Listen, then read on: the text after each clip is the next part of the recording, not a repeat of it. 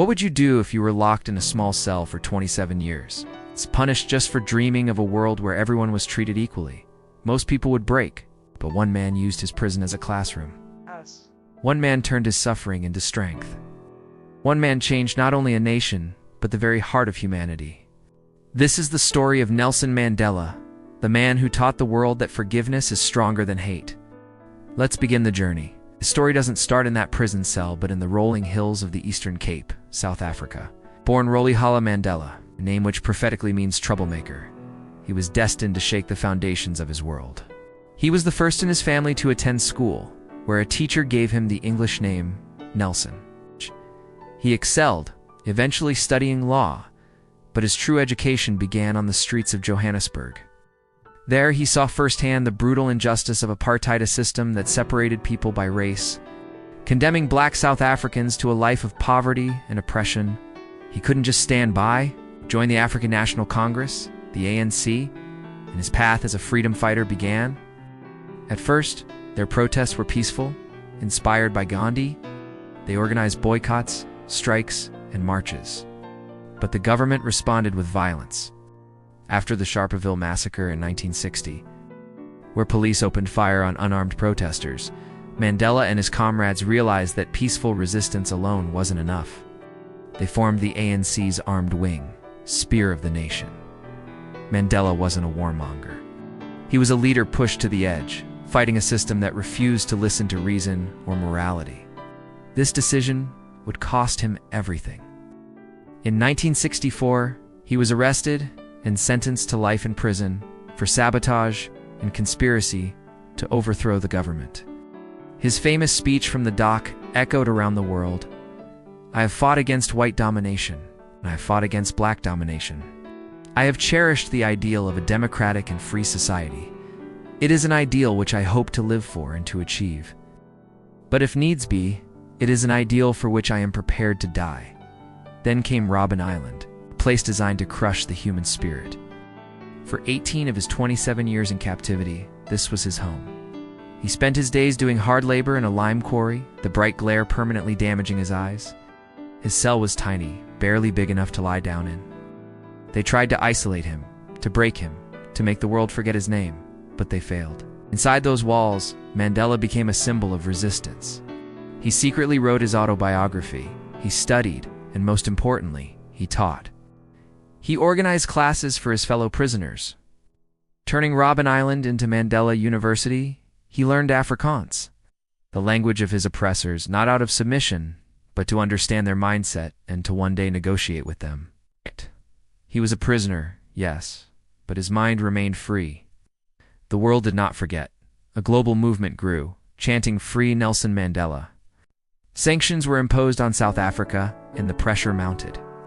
Finally, on February 11, 1990, after 27 long years, Nelson Mandela walked out of prison a free man. The world held its breath. Would he seek revenge? Would the country erupt into a civil war? Instead, Mandela did the unthinkable. He chose forgiveness.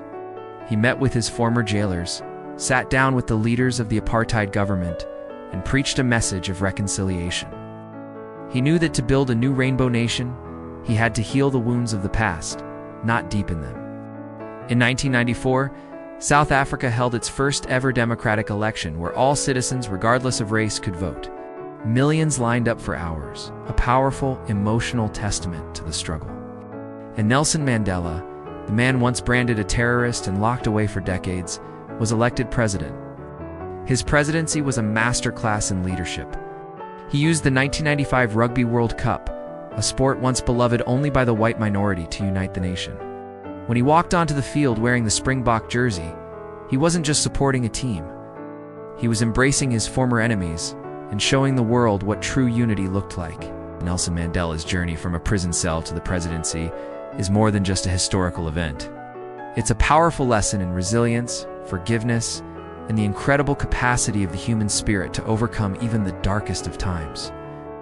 Thank you for joining us on this incredible journey. If this story moved you, please give this video a like and subscribe to our channel for more stories that inspire and inform. See you next time.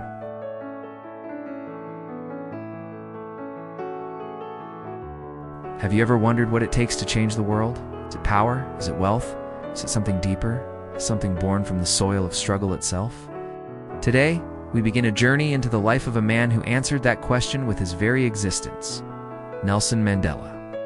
Our story starts not in a palace, but in a small, humble village called Maveso in the heart of South Africa.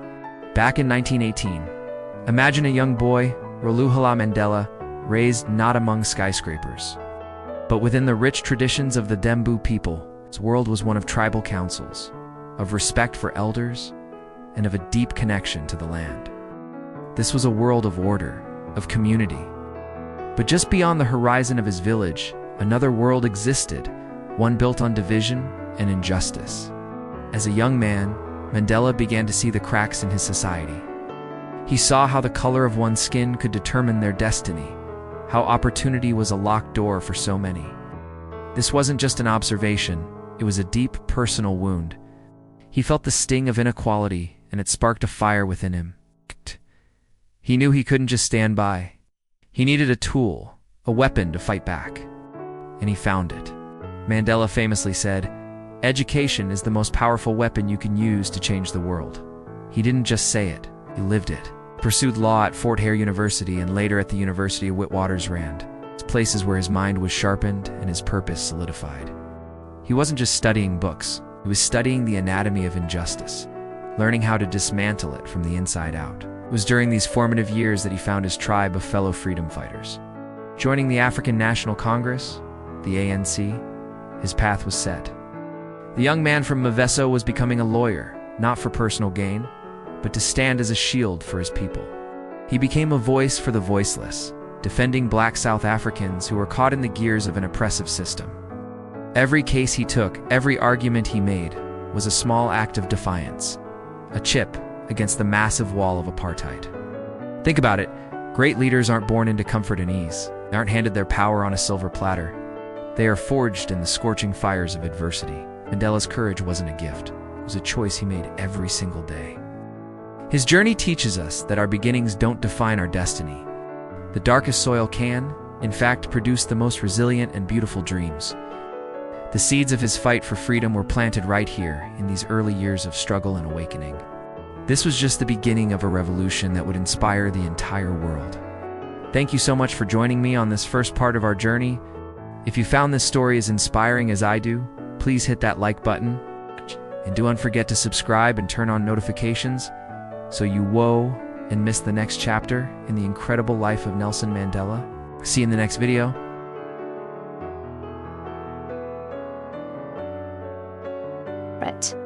Imagine a world where the color of your skin determines your destiny, where you can live, who you can love, where you can walk. This wasn't a dystopian novel. This was South Africa in 1948. The government enacted a brutal system called apartheid, a word that means apart. It was legalized racial segregation, a poison that seeped into every corner of society, designed to keep people of color oppressed and powerless. But in the face of this darkness, a new generation of leaders was rising, unwilling to accept a future written for them by their oppressors. Among them was a young, determined lawyer named Nelson Mandela. He saw the injustice, felt the pain of his people, and knew that silence was no longer an option. For him, and for many others, silence had become a form of betrayal. Mandela didn't just stand by, he joined the African National Congress, the ANC, and along with other passionate young activists like Oliver Tambo and Walter Sisulu, he co-founded the ANC Youth League.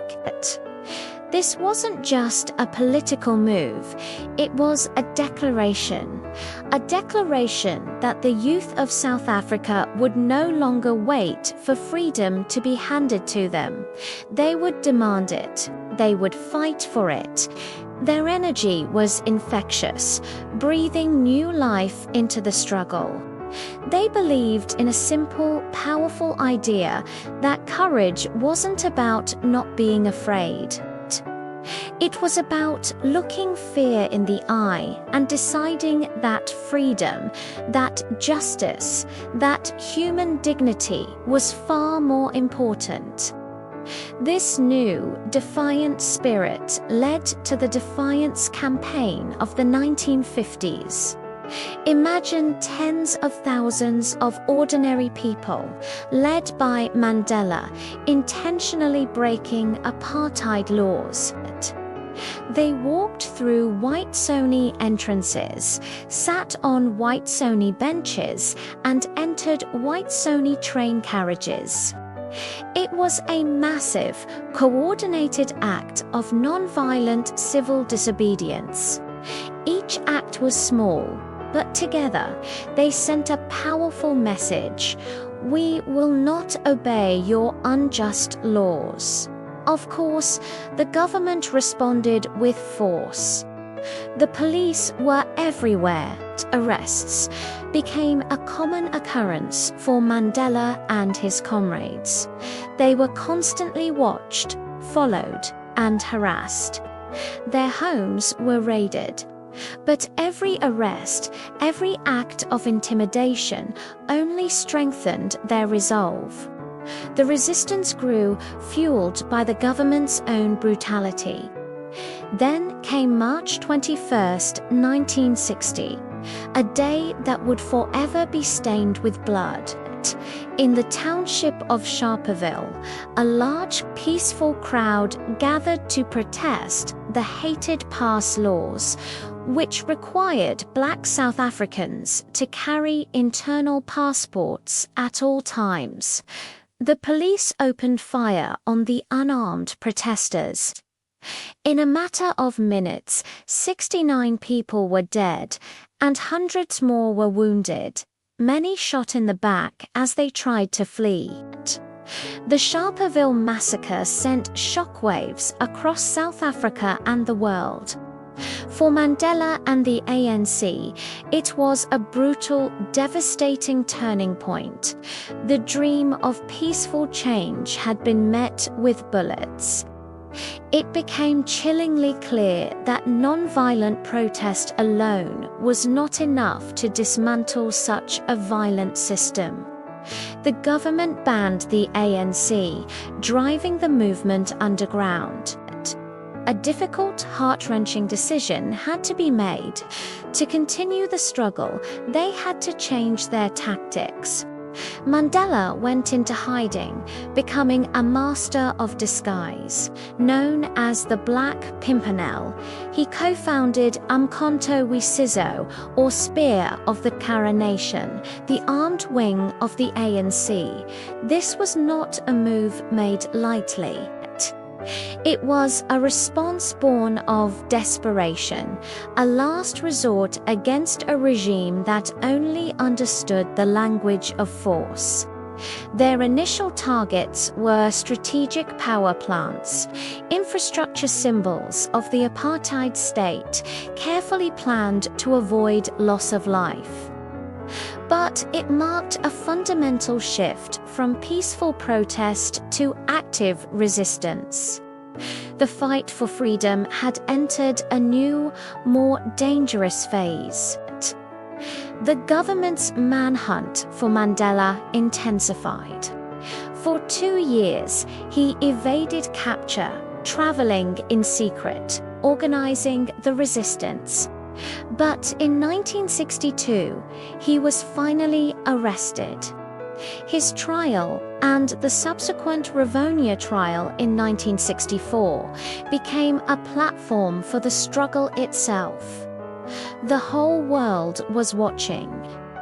Mandela and his fellow leaders were accused of sabotage and faced the death penalty. Instead of pleading for mercy, Mandela chose to stand tall and speak truth to power. He turned the courtroom into a stage, not to defend himself, but to put apartheid on trial. He spoke for over 4 hours. laying bare the injustices of the system and explaining why they had been forced to turn to armed struggle. It was in that courtroom, facing a possible death sentence, that Mandela delivered one of the most powerful speeches of the 20th century. His closing words echoed with unwavering conviction, a testament to a life dedicated to a cause greater than himself. He said, "I have fought against white domination, and I have fought against black domination. I have cherished the ideal of a democratic and free society in which all persons live together in harmony and with equal opportunities. It is an ideal which I hope to live for and to achieve, but if needs be, it is an ideal for which I am prepared to die." In that moment, Mandela transformed from a political leader into a global symbol of resistance. He had already decided that freedom was more important than fear, and now he showed the world it was even more important than his own life. This wasn't the end of his story. It was the beginning of a new, long, and arduous chapter in his fight for freedom.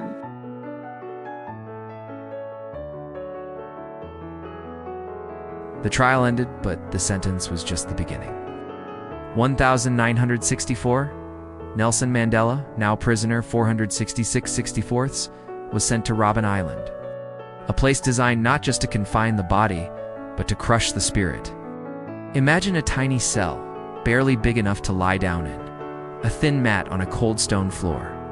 One bucket for water, another for a toilet. This was to be his world for the next 18 years. The days were filled with grueling, pointless labor in a lime quarry. The sun's glare off the white rock permanently damaged his eyesight, and the dust filled his lungs. The guards were brutal, the food was meager, and communication with the outside world was almost non-existent. Yet in this crucible of suffering, something extraordinary began to happen. The prison that was meant to break Mandela became the university that would build a president. He refused to let his mind be imprisoned along with his body. He organized secret classes, teaching fellow prisoners everything from literacy to political theory. He read voraciously, debated fiercely, and sharpened his understanding of his allies, his enemies, and himself. They called it Mandela University. In the darkest place on earth, he was forging the brightest minds of a new nation. He was learning that a leader isn't defined by his freedom, but by how he uses his confinement. For Mandela, these weren't lost years. They were foundational. He was mastering the art of the long game. Patience, once a virtue, became a weapon. He learned to understand the fears and motivations of his captors, studying their language, Afrikaans, not as a sign of submission, but as a tool for future negotiation. He realized that true victory wasn't about defeating the enemy, but about winning them over. It was here that he cultivated his most powerful idea: forgiveness. He knew that to walk out of that prison still hating his jailers would mean he was never truly free. But this incredible strength came at a devastating personal cost. The separation from his wife, Winnie, was a constant aching wound. Their letters, heavily censored and infrequent, were lifelines across an ocean of silence. He could only watch from afar as she was harassed, jailed, and banished. Raising their daughters alone while leading the fight on the outside, he was a husband who couldn't comfort, a father who couldn't protect. The pain of this separation was immense. A private agony behind the public symbol reminds us that even the strongest heroes have hearts that can break. While Mandela was isolated on Robben Island, his name was becoming a global rallying cry. From the streets of London to the college campuses of America, a movement was growing. Concerts were held, marches were organized, and murals were painted, all with three simple, powerful words: "Free Nelson Mandela." He couldn't hear the chants, but the spirit of this global solidarity seeped through the prison walls. It was a testament to the fact that you can lock up a man, but you can never imprison an idea. Hope was alive, and it was chanting his name. After 18 years, he was moved to Pollsmoor Prison and then Victor Verster. The conditions improved, but he was still a prisoner. It was during this time that secret talks began with the apartheid government. They saw the writing on the wall. The world's pressure was unbearable, and the country was on the brink of civil war. They wanted to negotiate, and they had to negotiate with Mandela. All those years of study, of patience, of understanding his opponent were about to be put to the ultimate test. On February 11, 1990, after 27 long years, the gates of Victor Verster prison swung open. Nelson Mandela, now a 71-year-old man, walked out, hand in hand with Winnie, not as a broken prisoner, but as a president in waiting. His first steps as a free man were steady, his gaze clear. The world held its breath. The man they had tried to erase from history had returned to rewrite it. Mandela's journey through prison teaches us a profound lesson. Sometimes, life puts you in a place of extreme confinement, a difficult job, a challenging relationship, or a period of intense struggle. It can feel like a prison, but perhaps that confinement isn't just a punishment, it's a preparation. It's in those moments of limitation that we discover our true strength, develop our deepest wisdom, and forge the character we need for what's next. Mandela's story shows us that sometimes life locks you up to prepare you for the very moment you will set others free.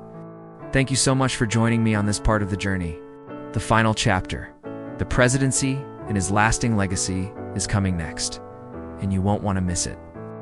If this story moved you, please hit that like button and subscribe so you don't miss the powerful conclusion to the life of a true giant of history. See you in the next video.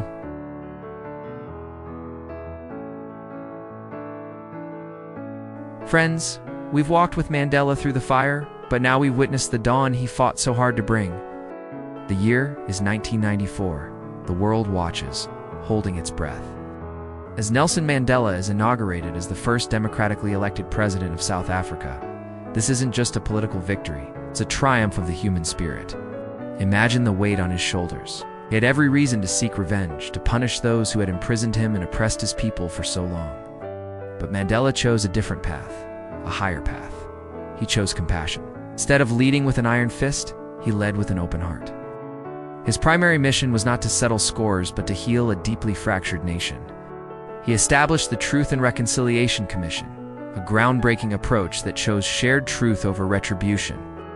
It was a masterclass in emotional intelligence and courageous leadership.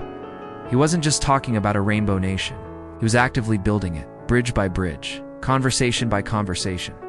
He famously wore the Springboks jersey, the symbol of his former oppressors, at the 1995 Rugby World Cup final. In that single, powerful gesture, he showed the world that unity was stronger than any division. He wasn't just the president of some. He was the father of all. Mandela's influence soon transcended South Africa's borders. He became a global icon, a living symbol of peace, forgiveness, and unwavering moral authority. World leaders sought his counsel, not because of his power, but because of his wisdom. He was the conscience of the world, a constant reminder that even the most deeply entrenched conflicts could be resolved through dialogue and mutual respect. He showed us that true leadership isn't about being in charge. It's about taking care of those in your charge. His humility was as profound as his courage. Even after stepping down from the presidency in 1999, his work was far from over. He didn't retreat into a quiet retirement.